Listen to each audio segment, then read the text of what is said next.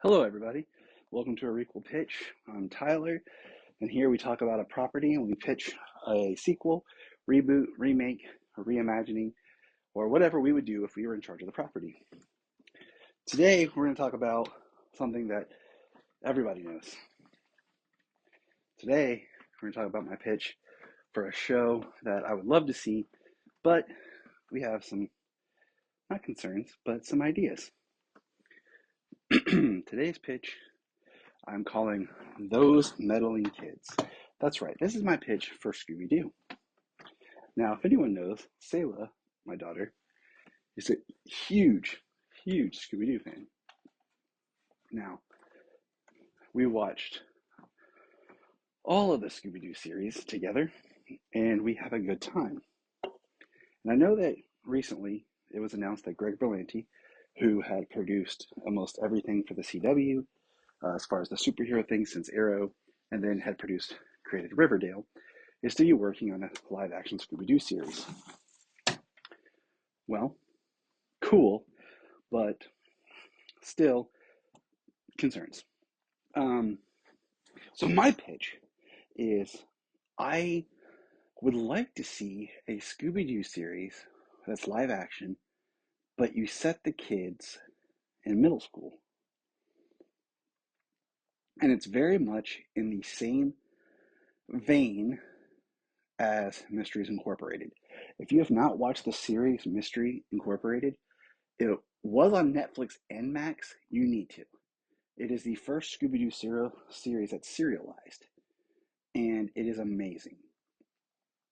Currently, Selah and I are in the process of rewatching the entire series right now. And I just feel like I would get Todd helping to show run and write it. He worked on the first few seasons of The Flash as a writer and head writer, and then was the showrunner for Superman and Lois, because I would want this to be a very family show. And tonally, it doesn't need to be um, like the Scooby Doo movies or the Scooby Doo movies that were made directly for Cartoon Network that were live action. No, it can be in the vein of something, akin to, I don't even know what I would really say is akin to it, but the tone is like the family can watch it, and it's not dealing with a lot of the politics that we throw at kids. It is fun and upbeat and spooky and thrilling all at the same time. I guess it could be kind of a little bit in the vein of maybe Wednesday. Um, but I don't want it to be high school kids because I feel like we get trapped in these high school dramas and we overdo it. Like Riverdale was ridiculous. Okay, the first season was interesting, but then it just got ridiculous and melodramatic, and I don't want that for a Scooby Doo series. Okay, now, well, if I put them in middle school, that takes out the mystery machine, right? Well, yeah, but let's say that they're 14 and 15. Stagger the ages just a little bit. And then for season two, you get your driver's license, and now, boom, you're 16 and you're in high school. But like they're in eighth grade starting out. Recently they did the show Velma. I watched the first episode because I believe in watching at least the first episode of everything. And I don't like that they tried to make the Scooby Doo gang like that. Scooby Doo should be for children, for everyone, not adults, and not smearing the good name. So I would say hire the writing staff basically straight out of Mysteries Incorporated, because that show, like I said, was amazing and well thought out. And as an adult, I can constantly rewatch that show and that series. But here's some cool things. I say you bring back Matthew Lillard to play the part of Shaggy's dad. You bring Gray Delisle as Daphne's mom. Frank Welker should be Fred's grandpa. And as far as Velma goes, get who you can as far as Velma's casting. Mindy Cohen would be awesome. She was my favorite voice of Velma. But you bring in kind of these legacy people, and you make Scooby an anthropomorphized dog, just like he is. Um, that keeps with the playful tone and nature. And I guess, you could kind of put this, I guess I was thinking tonally with like the current Ghostbuster movies where it's a little spooky but still fun with kids. Um,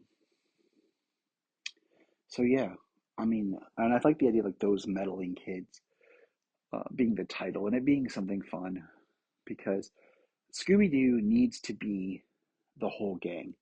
Like right now, we do not have any new Scooby Doo series. Scooby Doo and Guess Who was okay, but I feel like it really lost something. And I feel like we go in these waves with animation where we do something that's serious and really good, and then we do something that's kind of a little lighthearted, and we do something that's kind of dumb.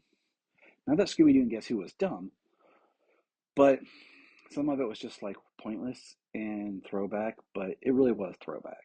And at first, I was very much against Be Cool Scooby Doo, but we watched all of it, and I enjoyed Be Cool Scooby Doo.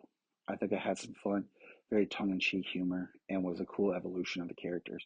If I had to say anything negative about Scooby Doo Mysteries Incorporated, is I think that they made Fred a little dumb, and I think Fred is a character that over time has become more dumbed down and is just like known for being obsessed with the Mystery Machine and traps, which are great, but you could still make him an intelligent guy.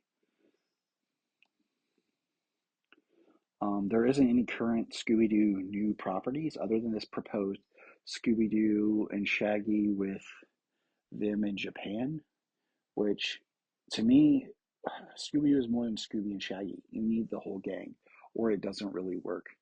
That's why the 13 Ghosts of Scooby Doo wasn't that great because Shaggy and Scooby have their part, but they're not the mystery solvers like Velma Fred is. Daphne's had a great arc in all the animation.